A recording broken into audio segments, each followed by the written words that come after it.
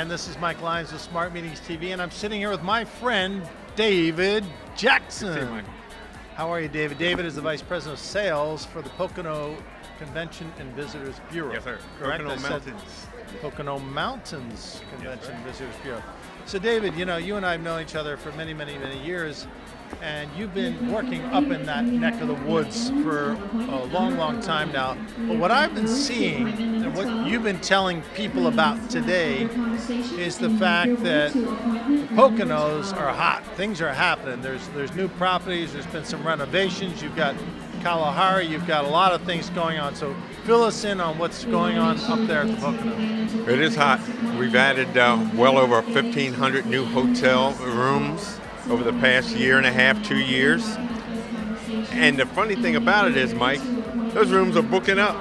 We thought there may be a little slag, not so much. The word is getting out. People are seeing how convenient it is, and the pricing is correct for them. And there's plenty to do once they get there.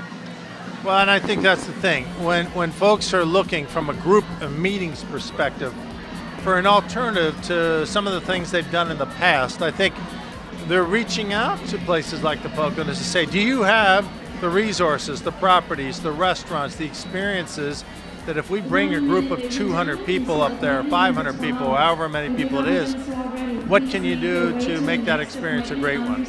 And that's the thing. You're gonna run out of time before you run out of things to do.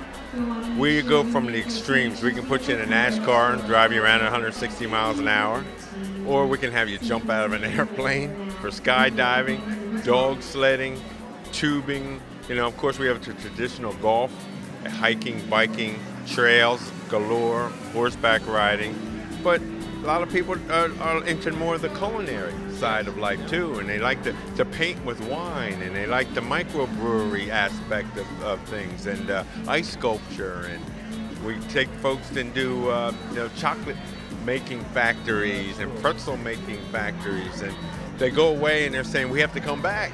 You know, 80% of all the resorts are in the 4 counties that represent the Pocono Mountains.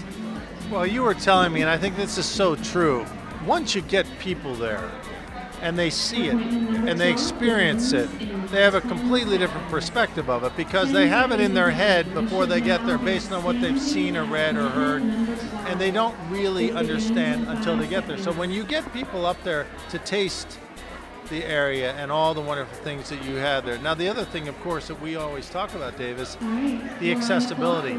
You're within a 3-hour drive of 40% of the population of the East Coast, right? Well, we say it's within a 200-mile radius, 20% of the U.S. population lives.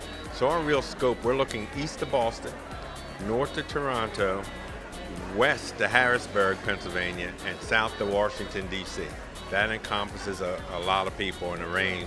And when they get there, most of them say, you know what, it's a lot closer than we thought it was. Right.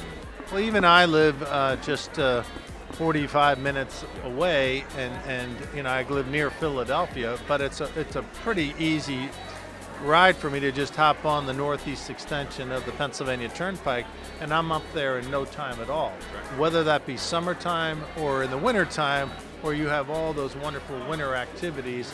Again, you mentioned some of those things, but I look at the entire experience that the Poconos offer is the versatility and the diversity. So talk about, you have a couple of properties in particular that merit a little conversation. One of them is Kalahari, the other is Camelback. Yeah, brand new properties, brand spanking new, indoor water parks the size of Yankee Stadium. But they have the unique aspect of they can bring a convention in there. They're doing them right now, where you're getting all state-of-the-art equipment, Wi-Fi, free parking. If you want to go to the water park, fantastic. If you don't even know it exists. And the rooms are all top of the line. So it's something that we haven't had in quite a while, which is brand new and real big box that planners can have choices with. And it beats sometimes the inner city where you have to pay for parking and you have to pay for all these aspects. We can do things that are going to translate to the bottom line, which makes us real attractive.